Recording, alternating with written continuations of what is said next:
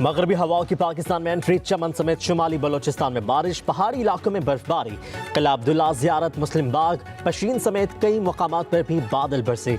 बलोचिस्तान के मुख्तलिफ हिस्सों में बारिश और बर्फबारी का सिलसिला 20 जनवरी तक जारी रहने की पेशगोई। मरी, गिलियाद, गिलगित बल्तिस्तान और कश्मीर में शदीद बर्फबारी मुतवक्की। पंजाब के मैदानी इलाकों में धुंध के डेरे, मोटरवे कई मकामात से बंद, कौमी शाहराहों पर ट्रैफिक की रवानी मुतासिर। कराची में सर्दी बढ़ने की पेशगोई।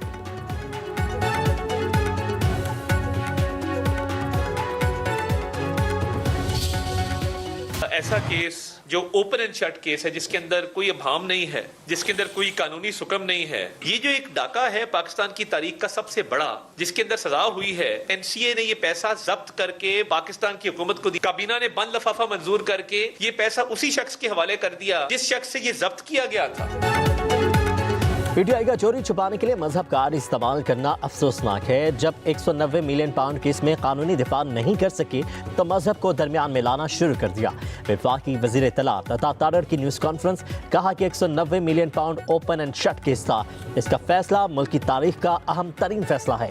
पीटीआई अपील में गई तो 2-3 समातों में ही अपील फारिग हो जाएगी। वजीर इत्तलात ने कहा कि अलकादिर यूनिवर्सिटी में कौन सी मजहबी तालीम दी जाती है, वहाँ लोग कार्टून देख रहे हैं। इस केस में काबीना के किसी रुकन ने फायदा नहीं उठाया, इसलिए काबीना अरकान को सजा नहीं मिली। बोले केस के मफरूर अफराद की गिरफ्तारी के लिए कोशिशें कर रहे हैं।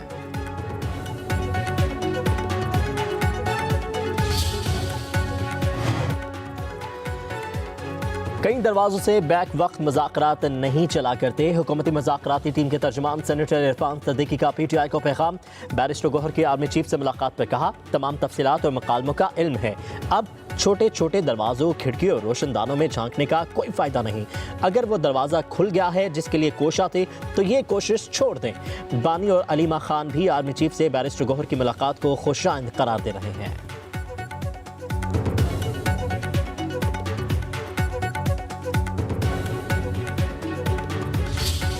एक शख्स जो वजीर आजम पाकिस्तान है, वो एक प्राइवेट ट्रस्ट के जो है वो उसका ट्रस्टी बनता है अपनी बीवी के साथ, और मजहब को सियासत में अपने घिनौने किरदार को छुपाने के लिए इस्तेमाल करने की पुरानी आदत है। ये एनसीए की वो प्रेस रिलीज है जो उन्होंने इस केस के बाद जारी की, जिसके अंदर उन्होंने कहा कि ये पाकिस्तान के जो है वो लूटी हुई दौलत थी जो हम पाकिस्तान को वापस भेज रहे हैं।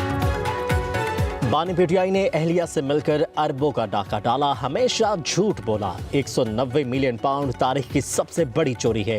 केस में इंसाफ के तमाम तकाजे पूरे किए गए। पंजाब की वज़ीर इत्तलात अज़मा बुखारी की प्रेस कॉन्फ्रेंस, कहा कि केस में ताखीरी हरबे इस्तेमाल किए गए, भगोड़े इश्तिहारियों को वापस लाया जाएगा। पंजाब की सीनियर वजीर मरियम औरंगजेब ने कहा कि बानी पीटीआई मकाफाती अमल का शिकार हैं, शरीफ खानदान को जेल में डाला गया। तारिक फजल चौधरी बोले, अदालती मामलात का मुज़ाकरात से कोई ताल्लुक नहीं, करप्शन साबित होने पर ही बानी पीटीआई को सजा सुनाई गई।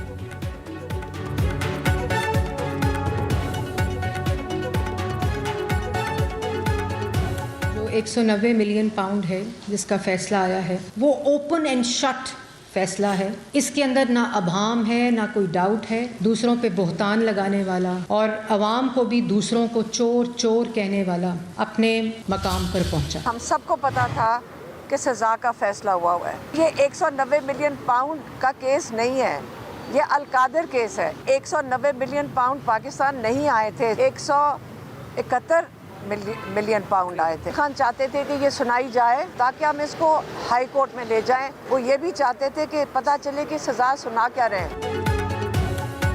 हमें पहले से पता था कि बानी को सजा क्या होनी है, हम हाई कोर्ट जाएंगे और ये केस 2 हफ्तों में ही निमट जाएगा। अलीमा खान की मीडिया से गुफ्तगू, कहा कल दुनिया के सामने शर्मिंदगी हुई।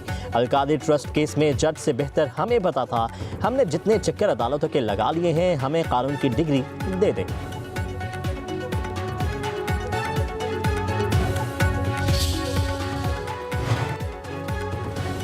हुकूमत नाअहल लोगों के पास है, मौजूद असम्बलियों की कोई हैसियत नहीं है। ऐसी असम्बलियाँ तो मैं खुद मिट्टी से बना सकता हूँ। अगर आप नहीं समझते तो कल आपका गिरबान और हमारा हाथ होगा। JUI के सरबराह मौलाना फजलुर रहमान का चारसदा में तकरीब से खिताब, कहा यह मुल्क किसी की जागीर नहीं, ये हमारा मुल्क है, इसमें अमन चाहते हैं, हम आपसे नर्म लहजे और दलील से बात करते हैं, चाहते हैं कि आप हमारी बात समझें, ऐसे इंतखाबात से हमें ना टरकाया जाए, ऐसे इलेक्शन तो हसीना वाजिद ने भी किए थे, उनका क्या हाल हुआ।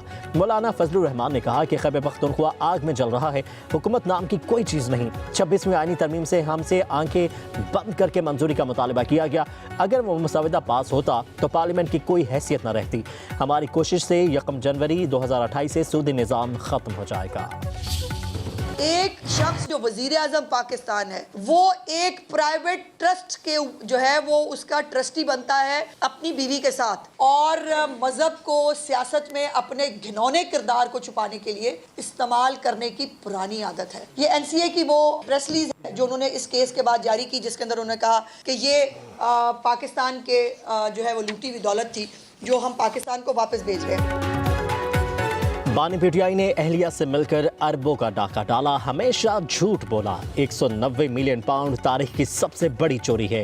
केस में इंसाफ के तमाम तकाजे पूरे किए गए। पंजाब की वज़ीर इत्तलात अज़मा बुखारी की प्रेस कॉन्फ्रेंस, कहा कि केस में ताख़ीरी हरबे इस्तेमाल किए गए, भगोड़े इश्तिहारियों को वापस लाया जाएगा। पंजाब की सीनियर वज़ीर मरियम औरंगज़ेब ने कहा कि बानी PTI मकाफाती अमल का शिकार हैं, शरीफ खानदान को जेल में डाला गया। तारिक फजल चौधरी बोले अदालती मामलात का मुज़ाकरात से कोई ताल्लुक नहीं, करप्शन साबित होने पर ही बानी PTI को सजा सुनाई गई।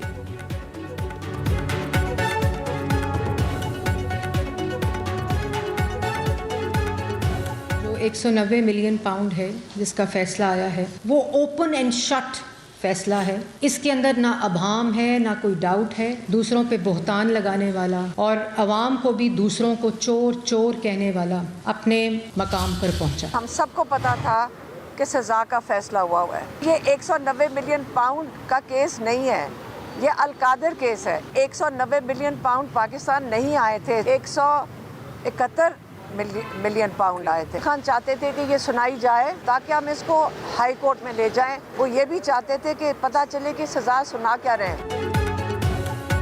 हमें पहले से पता था कि बानी को सजा क्या होनी है, हम हाई कोर्ट जाएंगे और ये केस 2 हफ्तों में ही निमट जाएगा। अलीमा खान की मीडिया से गुफ्तगू, कहा कल दुनिया के सामने शर्मिंदगी हुई। अलकादी ट्रस्ट केस में जज से बेहतर हमें पता था, हमने जितने चक्कर अदालतों के लगा लिए हैं, हमें कानून की डिग्री दे दे।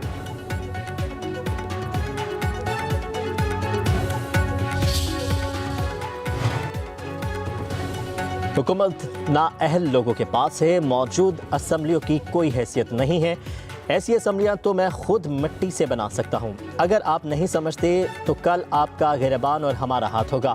JUI के सरबराह मौलाना फजलुर रहमान का चारसदा में तकरीब से खिताब, कहा यह मुल्क किसी की जागीर नहीं, ये हमारा मुल्क है, इसमें अमन चाहते हैं, हम आपसे नर्म लहजे और दलील से बात करते हैं, चाहते हैं कि आप हमारी बात समझें, ऐसे इंतखाबात से हमें ना टरकाया जाए, ऐसे इलेक्शन तो हसीना वाजिद ने भी किए थे, उनका क्या हाल हुआ।